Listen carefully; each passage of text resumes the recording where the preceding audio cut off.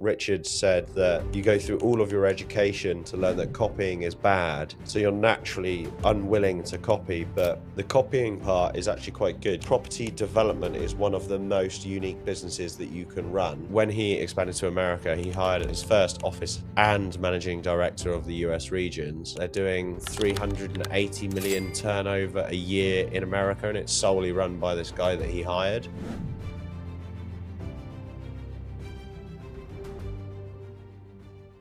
I had the pleasure to go to Richard Harpin's house in Marylebone. What I wanted to share with you is his pitch was kind of going through his 9 steps to become a $1 billion business. Solve a real problem. Quite an obvious one, isn't it? I think that property development is one of the most unique businesses that you can run in context of like rules and systems and processes. You capital raise really early on in the journey if you're working with investors. You have to manage sales, marketing, operations, finance, and talent independently from the project and in the project. But yeah, solving the problem, I guess our surveying business is delivering higher quality stuff quicker. I guess the auras is turning people's imagination into reality with their own homes. XP is complex, isn't it? It's housing and investment at the same time. You know, like we're the problem we're solving for our investors is we're getting their capital deployed and hopefully working better at other locations it can. I think it's that, you know, when you look at Dragon's Den and there's the aha projects where people come up with an idea and it really solves a problem, they can be super impactful. Next one, copy and pivot. I actually really like this one. And I keep saying this to my wife. I'm like, why don't you just copy something that's been done in the US and do it over here, or vice versa? I think it's a really good model. Richard said that you go through all of your education to learn that copying is bad, so you're naturally unwilling to copy, but the copying part is actually quite good. You don't risk first movers advantage. You can learn from other people's systems and processes and do it better. And then the pivot part is obviously to do something slightly different. So what Richard offered with his HomeServe product was something completely new. He basically said with his plumbing company, he ran an emergency plumbing company. He said it's really difficult to generate repeat business because people don't know when they're going to need an emergency plumber called out. Yes, you can charge quite a lot for that service, but he said the income is so sporadic. You might have 1 month where you have 4 emergencies and the following month you have 400 emergencies. So what he actually adapted was a subscription model to give you cover for that product, which is very irregular, but the cover he offered is you pay a monthly fee, subscription fee, and then when you have a call out, it's covered within that subscription fee. So he's blended that up and down unpredictable revenue into a consistently paid product, and that's why it's worth a fortune. So pretty relative there. Next, this was the one that caused a bit of a stir with the Mr. Marketing and PR. He was like, I haven't got an investor. Why do I need an investor? And Richard was like, well, if you want to 10x your business, you're going to need one. So this is where also I think that property is quite unique because you could do one project, quite a small project, and partner with an investor. Whereas an investor in a service-based business, growth business, a startup business is extremely different to what we do in property and property businesses. His view is if you need to grow and scale, you need to be able to onboard someone. He also said that you should grow as much as you can with what you have to start. Otherwise, you'll end up giving away too much equity. This is where the point of the right time comes. When you're then poised, proof of concept's ready, operational, P&L's running, there's a bit more stability to the business. He said then's a good time to get the investment and scale. And that might be private equity, that might be VC is typically what they're referring to. There was a lady in the room who has a beauty company and she was actually backed by a family office, an independent family office. So, but yeah, pretty relative. Getting an investor if you want to be a £1 billion business. Get some coachment. His views were his business and businesses are now so much easier. He's employed a really good C-suite team. He can sort of shoot ideas over to them. The reason he's put this in here, well, twofold, is he was like, I didn't have that C-suite until the last 10 years, but there was no reason that I couldn't.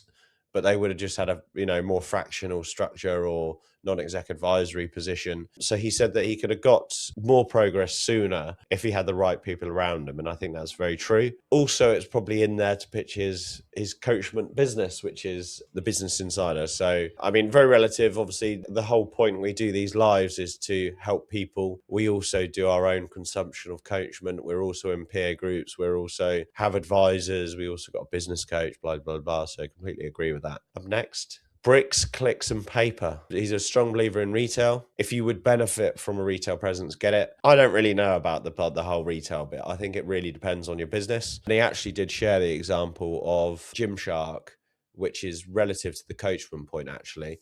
I think in the first 4 or 5 years, Ben Francis was running Gymshark himself, and then he brought in a CEO MD, and it grew like 100,000x when he brought in the right person to grow that business. But using Gymshark also as an example for bricks, clicks, and paper, specifically on retail, they're an online business and they grew massively in the market for being an online business. They have now got a retail presence on Regent Street, but that's almost like a statement piece. So I think with, as far as retail and the overhead to create that retail, I think it very much depends on your business. And if you are an online business, maybe lean into that as best you can. The paper part, if you've watched this or heard us mention James Sinclair before, he's a massive believer in original sort of marketing, flyers, leaflets, old school stuff. And I completely agree. It was interesting to hear Richard Harpin say that the modern day, going back 20 years ago, there wasn't much email usage. A lot of stuff came via the post. So there was a lot of post on everyone's floor every morning. But now it's the opposite way around. There's more emails, less posts. So your post is more valuable and gets you real estate on the doormat, is what he said,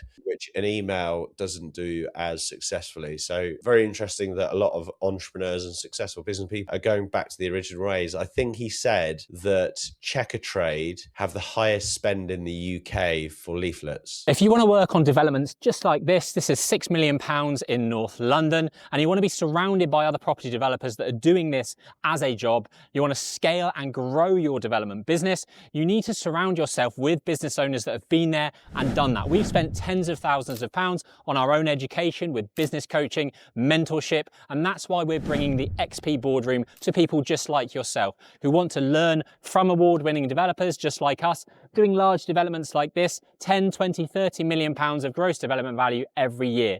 If you want to be part of that group, there'll be a link down below to learn more about it, where you can get deals funded, deal clinic, hot seat coaching, goals and achievements that we hold you accountable to. Click on the link below. We'd love to have you on board. The new cohort of our XP Boardroom has just opened. Next, hire your replacements. This one's also quite controversial, but I quite like the fact that he's got it as a principal thing. He said he was terrible at certain things in the business, and I think business is all about leaning into your strengths. And if you don't have the right skills or strengths to do that particular role, and Ben's probably going to talk about that. So he actually replaced himself with an MD because he said operationally he was almost too focused on the vision, and that is difficult when you're in the detail every day to deal with things every day. He also expanded to America, and when he expanded to America, he hired his first office and managing director of the US regions. And he said that hire alone is a half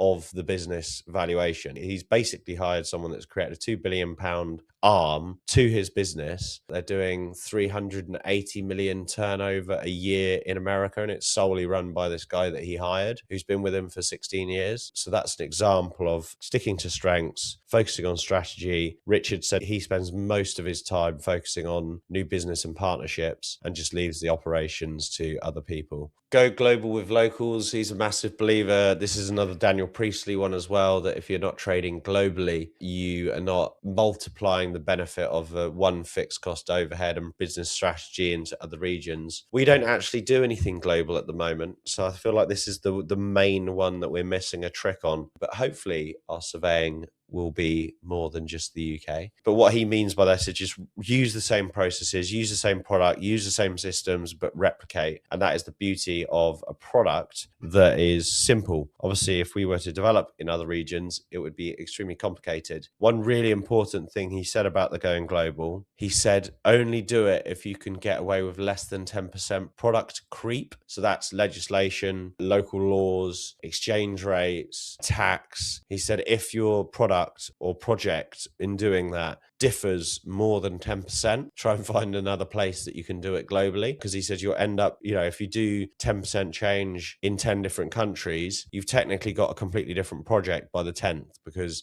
it's 100% more different. So he said the value is in replicating and copying. So try not to alter that too much. Next. Evolution, not revolution. He's a very strong believer that there's value to be had in creating something that's not going to be the best thing in the world, but it's going to be good.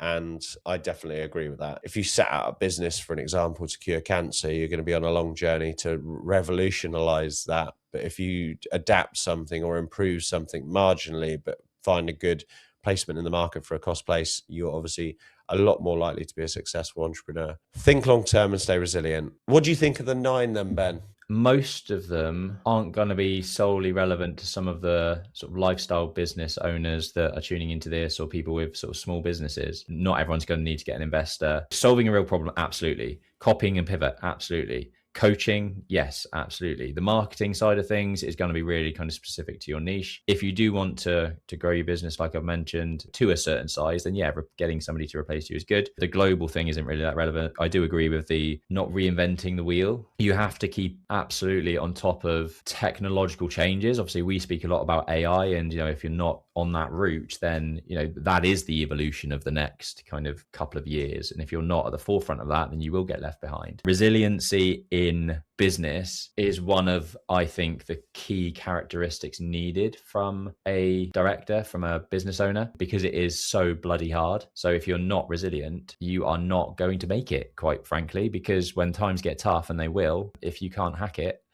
it's going to fail. So one of Richard's key things to build a £1 billion business is coachment. And the way that Ben and I have learnt and fostered how we do is always being in a peer group surrounded by other people doing similar things, bigger things that we can learn from. As a result, we're both looking to join a boardroom back in COVID, couldn't find anything. We thought, actually, let's create this room ourselves and build out a room that could help people at any stage of their journey, hopefully grow and push forward their business growth. We have typical people around building portfolios, whether it's development, service-based businesses. If you are interested in joining our limited spaced boardroom, please do comment boardroom or DM one of us, and we can send you the details, the costings, the timings, etc., so to share more details on that. Thank once again for watching our video. We hope you found it useful. If we could ask you for one thing, please do subscribe. It does help us, and check out our channel because there's tons of videos on there with lots of value